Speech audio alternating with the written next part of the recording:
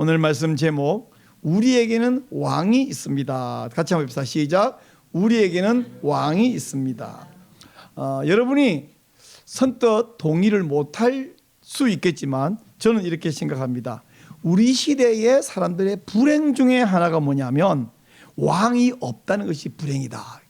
무슨 말이냐? 오늘날 전 세계 왕이 없지는 않아. 있는 나라도 있어요. 근데 그 왕은 실제로 행정적 수반의 왕이라기보다는 상징적 왕일 뿐이고, 실제로는 왕이 있는 나라들도 다 총리가 행정 수반 기능을 하고 있습니다.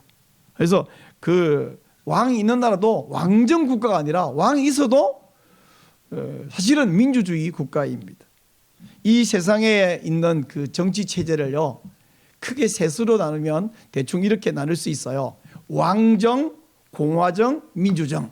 왕정은 뭐 그냥 말하자면 왕 독재예요. 왕이 모든 것을 다 결정하고 또 다스리고 판단하고 이렇게 다 합니다. 책임지고. 그러나 공화정은 어떠면 대표자를 뽑아갖고 그 대표자들이 결정하고 책임지고. 근데 사실 이게 민주주의예요. 근데 직접 민주주의가 아니라 간접 민주주의죠. 그런가 하면 민주정은 이 시대는 오늘은 거의 없습니다. 매우 소수 집단의 계모임이나 민주정이지, 그렇지 않으면 다 대표자가 하죠.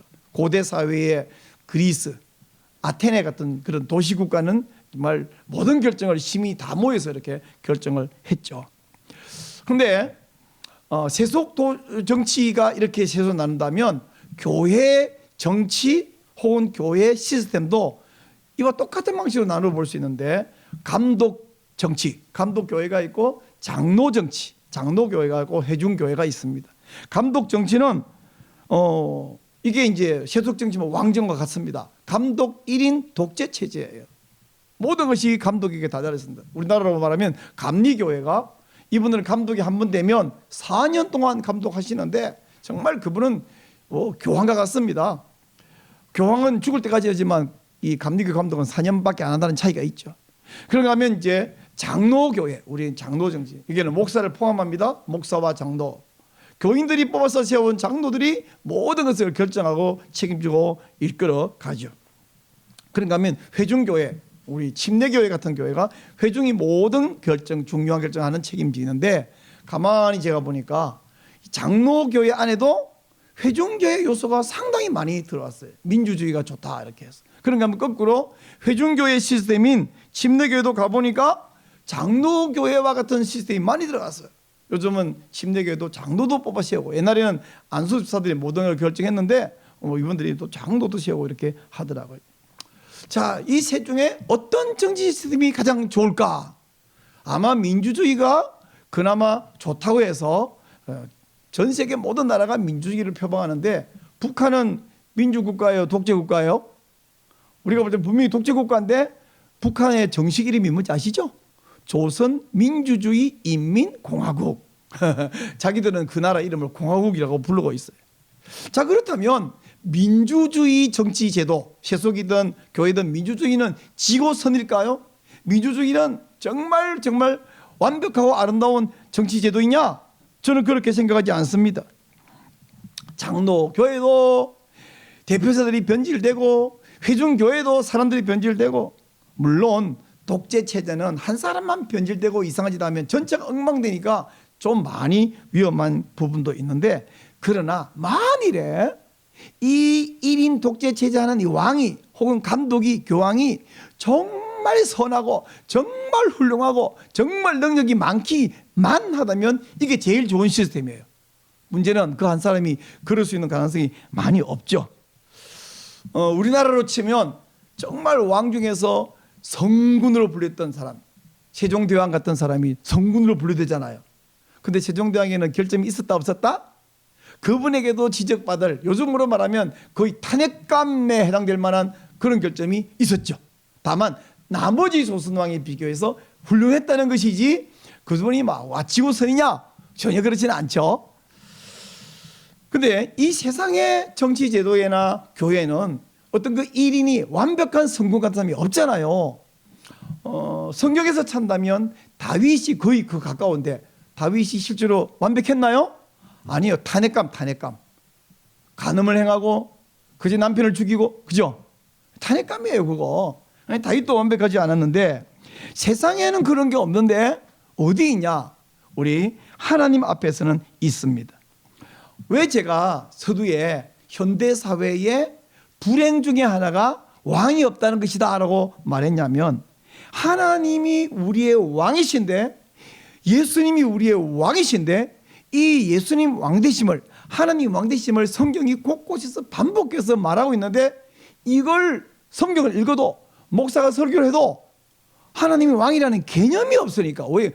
왕이라는 개념 자체가 이름은 들어봤는데 고대의 왕이 있었다고 하는데 그 왕 개념이 우리 속에 없으니 하나님 왕되심을 느낄 수가 없는 거예요. 받아들일 수가 없는 거예요. 그냥 그렇다 하는구나 이러고 끝나버리는 것이.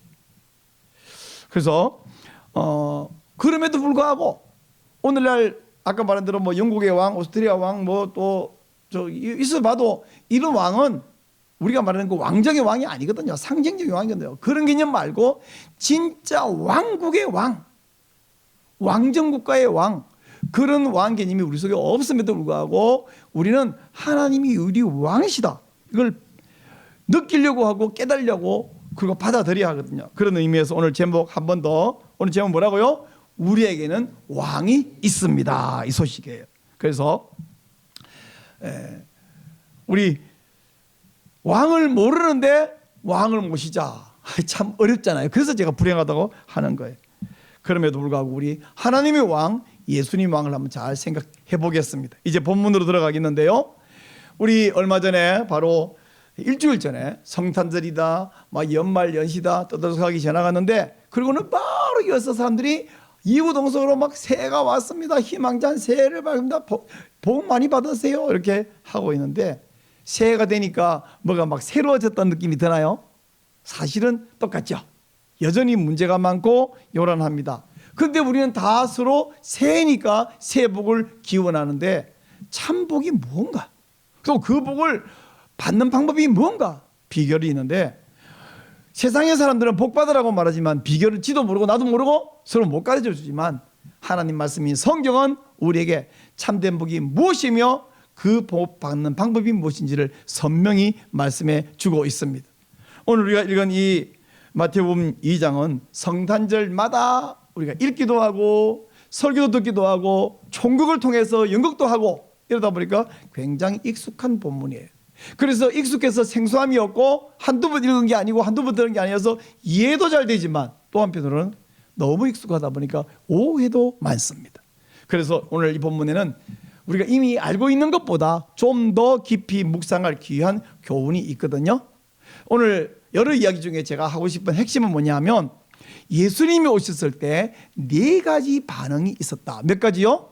네 가지 반응이 있었다. 그 네 가지 반응 가운데 우리 성도는 어떤 반응을 해야 바람직한 것인가 이야기할 텐데, 그 네 가지 뭐냐면, 하늘 천체는 큰 별의 등장으로 메시아, 약속하신 그 왕의 나심을 증언을 했습니다.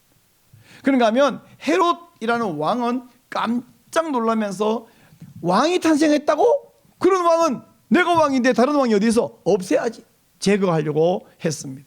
그런가 하면 유대인들, 수천 년 동안 왕을 기다리고 메시아를 기다리고 있던 유대인, 그 중에서도 율법과 예언을 깊이 연구하고 크기 아주 통달한 이 유대인 지도자들, 이들은 메시아 예언에 대해서도 잘 알았고 메시아가 어디서 날 거냐 했더니 즉시 답을 했잖아요. 아까 이게 미가 5장 2절에 있는 말씀이거든요. 유대 땅 베들레헴입니다. 바로 대답했어요. 그럼에도 불구하고 그들은 왕의 탄생에 무관심했어요. 단 한 가지, 동방에서 온 박사들. 이 박사들은 사실은 점성술과 별을 탐구하고 연구하는 분들인데, 이분들은 아기 예수가 메시아 왕이라는 사실을 믿었고 고백을 했다. 이 네 가지 반응을 보였습니다. 무슨 큰 별이 나타났는데 이 별은 뭔가, 성경에서 그냥 큰 별이 나타났다, 그런데 그 별이 또 와서 인도했다, 요 외에 설명은 없는데, 이 사건에 대해서 많은 천문학자들도 또 과학자들이 막 이야기하는데, 오늘날 일반 사회에서 이런 이야기 많이 해요. 이제 성탄절 직전 되게 TV에 나온 분들도 막 패널들 이야기하는데, 그분들 하는 대부분의 사람들이 하는 이야기는 목성하고 레굴러스가 뭔지 저는 잘 모르겠어요. 이게 일치해가지고 크게 빛나는 별이 됐다 이렇게 말을 하고, 또 앞서서 이렇게 인도했다, 그거는 아마 혜성이 등장했을 것이다 이렇게도 말하는데, 그 이상의 것은 성경이 말하고 있지 않아서 잘 모르겠지만, 확실한 건 별을 전문적으로 연구하는 사람들이 왕의 탄생을 알리는 별이라고 인식했다는 사실이고, 그리고 또 그 별이 이 박사들을 탄생한 왕, 우리 아기 예수님 있는 곳으로 인도했다는 사실은 확실합니다. 그래서 이 천체에 나타난 별이 이미 성경이 예언한 대로 왕의 탄생을 예언하고 증언을 했어요. 그러면 그 큰 별, 왕의 별이 나타날 것이라고 예언한 메시아 예언은 뭐냐? 그 민수기 24장 17절 말씀이거든요. 자, 여러분이 한번 읽어주시기 바랍니다. 시작. 한 별이 야곱에게서 나오며 한 규가 이스라엘에게서 일어나서 모압을 이쪽에서 저쪽까지 쳐서 무찌르고 또 셋의 자식들을 다 멸하리로다. 이게 민수기 24장 17절인데, 이건 발람이 예언하는 중에 포함된 한 부분이에요. 근데 여기 보니까 여러분 오해할 수 있는 부분에서 설명해 드리는데, 모압을 이쪽에서 저쪽까지 쳐서 무찌르고, 이 모압은 이제 원수들이잖아요. 근데 그 뒤에 보니까 셋의 자식들을 다 멸하리로다. 이럴 때 셋의 자식들, 이것이 이스라엘 백성을 말하느냐? 아니에요. 제가 자주 하는 말 가운데 동의 대구법 있잖아요. 그러니까 셋의 자식들은 셋의 후손 가운데 모압 자손을 말하는 겁니다. 지금 모압의 왕 발락이 발람이라는 선지자를 불러서 이스라엘을 저주해달라 그랬잖아요. 근데 하나님은 저주를 허용을 안 하시죠. 오히려 발람의 입을 빌어서 이스라엘을 축복하고 있거든요. 그리고 저주해달라고 했던 이 모압은 오히려 모압을 저주하는 거예요. 그래서 모압을 쳐서 멸하리로다. 그리고 셋의 후손, 셋의 자손은 바로 그 모압 족속을 말합니다. 박사들은 다른 토라를 전문적으로 연구하는 이 율법학자, 서기관들 달리 딸랑 이 예언 하나를 꽉 붙들고, 이게 벌써 오래된 예언인데, 수백 년 된 예언인데 수백 년 동안 이 예언 하나를 붙들고 여기 한 별이 등장한다. 자기들은 별 전문, 별 연구하는 전문가니까 한 별이 등장한대. 이거를 꽉 대대로 수백 년 동안 믿고 기다리다가 드디어 별을 등장을 보면서, 이건 무슨 별이야? 우리가 보지 못한 별이야. 특별한 별이야. 아, 그 예언. 그러고는 믿고 여기까지 따라온 것입니다. 이 동방은 바사, 오늘날 말하면 이란 쪽인데요. 이 동방의 이방인들이잖아요. 유대인 아니에요. 근데 이 이방인들은 성경과 별, 성경을 믿고 별을 연구해서 별을 믿고, 이걸 보고는 와, 이 별이 바로 그 예언을 성취하는 별이구나 이렇게 했어요. 근데 예루살렘에 있던 이 서기관이라는 사람은 사실은 성경을 연구하고 기록하고, 오늘날 우리 박사들이 자주 하는 게 논문 쓰는 거거든요. 박사가 해야 되는 것은 논문을 쓰고 학생을 가르치는, 교수하는 일인데 열심히 논문 쓰는데, 그 당시에 말하면 이 서기관들은 요즘 말하면 논문 쓰는 사람들인데, 어떤 논문 쓰냐? 성경 연구해서 기록하는 사람들. 그래서 율법 교사예요. 율법을 가르치는. 요즘 말하면 신학교 교수 같은 사람들입니다. 이 사람들은 성경 전문가예요. 그들은 메시아 왕이 어디서 나겠냐 그랬더니 바로 유대 땅 베들레헴입니다. 왜냐하면 미가 5장 2절에서 유대 땅 베들레헴아 네게서 한 달 선자가 날 것이라 말씀했거든요. 즉시 알았어요. 근데 이들은 그렇게 잘 알고 믿고 있는데 막상 그들은 메시아를 바라고 기다렸냐? 아니에요. 그러면 이상하잖아요. 한편으로는 메시아를 기다리는데 한편으로는 메시아를 안 기다려요. 그럼 기다리는 건 뭐냐 하면, 메시아가 오면 좋은 일이 있을 거야. 로마군은 물리치고, 질병은 물리치고, 가난도 물리치고, 우리에게 안락한 삶을 줄 거고 풍요로운 삶을 줄 거야. 그런 왕이 오면 좋겠어. 근데 또 한편 메시아가 오면 골치 아파요. 왜? 자기들의 기득권을 내려놓아야 됩니다. 그분이 왕 되면 자기의 이 지위를 내려놓고 안락한 삶의 침해를 받고 지장이 생기기 때문에 이 율법 교사들은 대제사장, 산헤드린 공회원들, 이 사두개파, 바리새파 속한 이 사람들은 사실은 메시아가 오기를 겉으로는 기다린 척했지만 속으로는 안 기다려요. 어떤 게 좋냐? 지금 이대로가 좋아. 백성들은 신음하고 어쩌고 하지만 우리는 비록 로마 식민지지만 여기서 권력을 차지했고 지위를 차지했고 명예를 차지했고 백성들이 굽신거리고 저 로마 통치도 우리한테 함부로 대하지 않고 이 정도면 살만해. 그러니까 메시아가 올 필요가 있다 없다? 필요 없다 정도가 아니라 오면 곤란해. 오늘날도 사랑하는 성도님 저를 보세요. 예수님을 믿잖아요. 근데 믿는데 너무너무 많은 사람들이 예수님을 어떻게 믿냐면 도깨비 방망이처럼 믿고 싶은 거예요. 기도하면 다 응답되고 하나님 잘 믿으니까 건강도 하고 사업도 잘 되고 자손도 잘 되고 집안도 번성하고 예수 믿음 이런 복을 주십니까? 안 주십니까? 주셔요. 실제로 예수 믿은 집안, 예수 믿은 나라가 얼마나 복받았고 잘 됐는지 전 세계 모든 나라가 증거하고 있고 대한민국도 그걸 증거하고 있어요. 그런데 다른 한 가지가 있습니다. 예수님 믿으면 하지 말라는 게 많아요. 하라는 게 많아요. 십계명을 보세요. 하지 말라는 게 얼마나 많아요. 십계명 9개 중에서 10개 중에서 9개는 하지 말아로 시작. 하지 마라.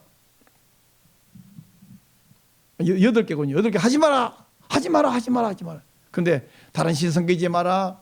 우상 섬기지 마라. 살인하지 마라. 간음하지 마라. 거짓말하지 마라. 도둑질하지 마라. 근데 하라는 거. 부모 공경해라. 안식일 지키라. 얼마나 잔소리가 많아. 예수 믿으면 뭐 주일 되면 교회 와라. 월급 받으면 11조 내놔라. 기도해라. 성경 읽어라. 목사님 이렇게 잔소리가 많아요. 목사가 하는 말이 아니라 성경이 하고 하나님이 하는 거잖아요. 근데 우리 목사가 하든 하나님이 하든 잔소리 듣는 거 좋아하는 사람이 있다 없다? 없어. 잔소리 안 하면 좋겠어. 근데 다른 종교에 가면 잔소리가 있을까요? 불교 가면 이래라 저래라 그런 게 없어요. 이렇게 하면 네가 복 받으니까 알아서 해라. 그러니까 자기 복 받으려고 하는 거예요. 근데 우리는 복 받기만 아니라 하나님을 기뻐하기 위해서, 내가 좋기 위해서가 아니라 하나님을 기뻐하기 위해서 이렇게 해라 이거 하지 마라. 얼마나 성경은 잔소리가 많아요. 오늘날 기독교인도 2000년 전 유대인들도 메시아를 좋아하지만 좋아하지 않았어요. 기다리지만 기다리지 않았다는 것입니다. 그러면 한편 헤롯 왕은 어땠냐? 헤롯 왕은 오늘 3절 말씀 보니까 헤롯 왕이 듣고 소동했어요. 소동. 깜짝 놀라서 난리 났어요. 왕이 될 아기가 태어났다고? 그럼 어떻게 돼요? 바로 없애야지. 그래서 서기관을 불렀습니다. 율법학자들 불렀어요. 왕이 어디서 나겠느냐? 자 보세요. 2절 보니까 왕으로 나신 이가 어디 계시냐? 4절 보니까 왕이 그리스도가 어디서 나겠느냐? 보세요.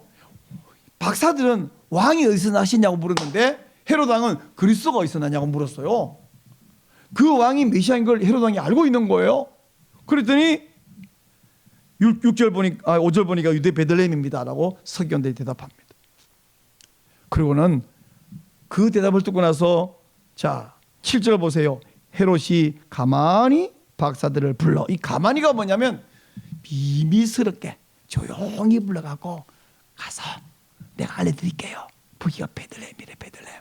베들레헴은 큰 마을이 아니잖아요. 작은 마을이니까 그거 한번 찾을 수 있을 거예요. 그리고 찾으면 어느 집에 어떻게 있는지 저희도 알려주세요. 왜? 저도 가서 왕에게 경배되지 않겠어요? 비밀스럽게 떠들어서 이야기를 했습니다. 나에게 알려주세요. 한편 박사들은 어땠냐? 박사들은 이제 가르친 대로 베들레헴으로 가는다. 근데 다행히 전에 인도하던 그 비례 자기를 다시 인도해서 베들레헴 가도 여러 집인데 막 집만 찾아다니기 어렵잖아요. 언어는 통했을까 안 통했을까? 바사에서 온 박사들이 이 헤롯 왕이 왔을 때는 통역관도 있고 했는지 모르지만 마을에 가서는 말이 통할까 안 통해? 안 통했을 가능성도 있죠. 근데 별이 인도에서 딱 썼습니다. 그러자 집에 들어가서 아기 왕께 경배를 드리고 보배함을 열어서 황금과 유향과 모략을 예물로 드렸습니다. 이분들이 사실 이걸 왜 드렸는지 잘 모르겠어요. 수많은 좋은 거 많은 중에서 왜 황금과 유향과 모략을 왜 드렸는지 사실 잘 모르겠는데, 근데 이 박사들이 왜 드렸는지는 모르겠지만 마태가 이 세 가지를 드렸다고 선언되는 이유가 있습니다. 무슨 말인지 아시겠어요? 박사들이 세 가지를 드린 이유는 사실은 모르겠는데 마태가 이걸 기록한 이유는 있다고요. 뭐냐? 마태는 유대인입니다. 또 이 마태복음을 읽을 독자들도 유대인이에요. 유대인들에게는요, 황금과 유향과 모략이라는 단어를 떠올리면 딱 떠오르는 물건이 하나 있습니다. 그게 뭐냐면 성전 지성소 입고 있는 휘장, 그 휘장 앞에 떡 놓여 있는 황금으로 만든 분향대, 다른 말로는 금제단. 성경에 요한계시록에 금제단이라는 말이 몇 번 나오는데, 금제단이 바로 황금으로 만들었고 거기에 매일 피우는 재료가 유향과 모략 등으로 만든 향재료거든요. 바로 이 황금, 유향, 모략을 예물로 받은 이분은 금제단이 속지 않은 기능이 있기 때문에 마찬가지로 이 아기는 속죄를 담당하실 분이다, 메시아다. 우리가 마태복음 1장에서 이미 요셉에게 찾아온 천사 가브리엘이 뭐라고 말하냐면, 아들 낳으리니 이는 자기 백성을 그들의 죄에서 구원할 자이심이라. 1장 21절에서 말했잖아요, 그죠? 자기 백성을 그들의 죄에서 구원할 자라고 했던 그 천사 가브리엘의 말을 이 동방에서 온 박사들은 그런 말로 안 하고 뭐냐, 황금과 유향과 모략을 예물로 드렸어요. 이분이 바로 금제단을 상징하는, 금제단과 같은 기능할 그분입니다. 그러니까 박사들은 모르고 있는지 알고 있는지 우리가 잘 모르겠지만, 마태가 지금 설명하기를 그분들은 아기 예수님이 속죄할 자, 대속자라는 사실을 고백한 것입니다. 이렇게 지금 이야기를 하고 있는 거예요. 사랑하는 여러분, 우리 예수님은 우리의 죄에서 구원하실 왕이심을 믿죠? 믿으시기 바랍니다. 사실은 하나님께서 성경을 통해서 수없이 이렇게 예언을 해왔고, 하늘의 별도 이 사실을 전했고, 이방인 점성술사들도 예물을 드림으로 고백을 했고, 그 아기 예수로 오신 그분, 기쁘다 구조수인데 딩가딩가 춤추고 놀고 퍼머시고 죄 짓자는 것이 아니라, 그분이 왜 왔냐, 우리의 대속자로 오셨고 동시에 그분은 우리의 왕으로 오셨다는 사실입니다. 이 오신 예수님을 왕으로 모시는 것이 가장 큰 복인 것을 믿으시기 바랍니다. 오늘 말씀 제목이 뭐라고요? 우리에게는 왕이 있습니다. 시작. 우리에게는 왕이 있습니다. 오늘 제 설교를 30분짜리를 다 기억할 사람이 어디 있겠어요? 하나만 기억하면 됩니다. 이거만 기억하면 졸아도 괜찮고 지금 집에 가도 괜찮고, 그 농담입니다만은 이거 하나를 기억해야 돼. 다시 시작. 우리에게는 왕이 있습니다. 이번에는 우리 말고 나에게는, 시작, 나에게는 왕이 있습니다. 이 사실, 이걸 지금 마태복음 2장에서 이야기하고 있는 거예요. 사랑하는 여러분, 왕이라고 하는 것은요, 상징성이 아닙니다. 오늘날 영국 여왕은 전 세계 16개 나라의 왕인데 그분은 상징이지 실제로 행정수반이 아니거든요. 행정수반이 뿐 아니라 사실 왕은 모든 것의 주인이, 고대사의 왕은 온 도시, 온 나라 전체의 주인이에요. 그리고 왕은 백성과 같이 흥하고 같이 망하는 공용 운명체입니다. 왕이 잘못하면 백성이 죽죠? 왕 자기도 죽어요. 백성이 없으면 왕이란 게 있을 수가 없어요. 독불 장군, 혼자서는 장군 못 되잖아요. 마찬가지로 독불 왕, 혼자서는 왕이 못 돼요. 그래서 왕은 자기를 위해서도 백성을 보호해야 됩니다. 자기를 위해서도 백성을 잘 살게 해야 돼요. 자기가 잘 되기 위해서도. 왕은 모든 것을 소유하는 주인일 뿐 아니라 그것을 백성을 위해서, 자기를 위해서 잘 다스려요. 그리고 자기를 위해서 백성을 잘 꼭 책임을 져요. 적군에게 이 성이 넘어가면 안 되는 거예요. 누구를 위해서? 자기를 위해서, 백성을 위해서. 또한 이 백성들이 똑바로 해야지, 백성이 막 속된 말로 개판을 치면 안 되잖아요. 그래서 올바르게 재판합니다. 자기 편하려고 올바르게 재판이 아니라 자기도 편하고 백성도 편해야 되기 때문에 올바르게 재판하고요. 그리고 백성들을 어떻게든 먹여 살려야 되고요, 공급하고요, 바르게 인도해 갑니다. 그런데 가끔 이 세상에, 아니 가끔이 아니라 더 많은 왕들은 제가 말한 이렇게 하는 게 아니라 타락하고 변질되고 책무를 포기하고 권력만 누리고 막 막 마시고 쾌락을 누리고, 이러니 백성들이 신음을 하는 것이죠. 그런데 아까 제가 이런 이야기 했어요. 세 가지 정치 체제, 왕정, 공화정, 민주정, 어떻게 졌냐? 오늘날 전 세계는 다 민주주의를 하고 있지만 민주주의 타락하잖아요. 근데 가장 좋은 건 뭐냐?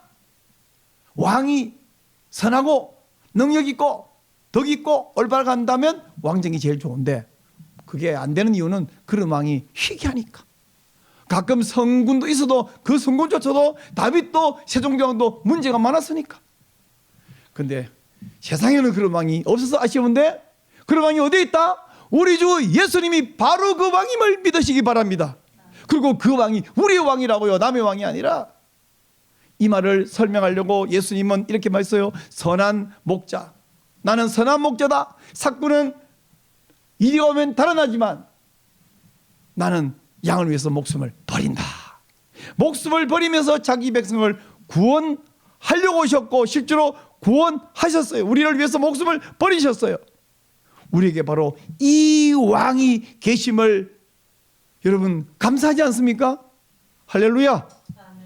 이제 2024년이 이제 막 시작했어요. 오늘 7일입니다. 늘 그렇게 해왔지만 특별히 2024년 올해, 아니 우리 살아내 그래야 되지만 바로 이 예수님을 왕으로 믿고 왕께 순종하시기를 바랍니다. 이 왕이 책임집니다. 그런데 여러분 한 가지만 딱 이야기하고 마칠게요. 왕이 책임지고 왕이 공급하고 왕이 인도하고 왕이 바르게 재판하는데, 왕이 하는 일이 우리가 볼 때 늘 이해되고 늘 내 마음에 들까요? 아닐 때가 있을까요? 왕의 생각과 내 생각은 달라요. 그래서 왕이 왜 저러시지? 그럴 때가 있습니다. 우리 예수님 왕도 엉터리인가? 그러나 그렇지 않습니다. 왕의 생각과 내 생각이 달라서 그렇지 항상 내 마음에 들고 항상 내가 원하는 데 해주고, 그거는 왕이 아니에요. 그건 종이죠, 종. 예수님을 종으로 받아들이는 게 아니라 왕으로 받아들이시기 바랍니다. 예수님은 왕이에요. 왕이 왜 그래요? 그러지 말고 왕이시여 다 선하십니다. 왕이시여 뜻대로 하시옵소서. 저를 마음껏 사용하시옵소서. 순종하겠습니다. 그렇게 받아들일 때 왕은 오냐 잘됐다, 너 나 한번 더 이용당해봐라, 내가 한번 너 부려먹어보자. 그건 세상에 악한 왕들이 그러지만 우리 주 예수님 왕은 그러지 않습니다. 온전히 충성하고 헌신한 당신의 종, 당신의 백성, 당신의 제자를 완전히 책임지는 그런 왕인 줄 믿으시기 바랍니다. 마지막으로 다시 한번 오늘 말씀 제목이 뭐라고요? 우리에게는 왕이 있습니다.